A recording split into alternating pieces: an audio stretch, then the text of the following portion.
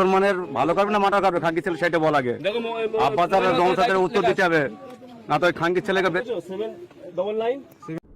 আল্লাহ দেখছেন, আল্লাহ বিচার করবে, এছাড়া আর কিছু বলবো না। আমি তো আমার মা আমার বাপ গাল খেয়েছে, আমি হক কথা বলি বলে তাই গাল খেয়েছে। তাহলে কি হক কথা বলা বন্ধ করে দেবো? না, বন্ধ করবো। এটা হয়তো আমার আল্লাহর পক্ষ থেকে পরীক্ষা। আমিও দেখেছি অনেক কষ্ট হয়েছে। কিছুদিন আগে কলকাতায় দাঁড়ি ভর্তি নিয়ে গাল দিয়েছে।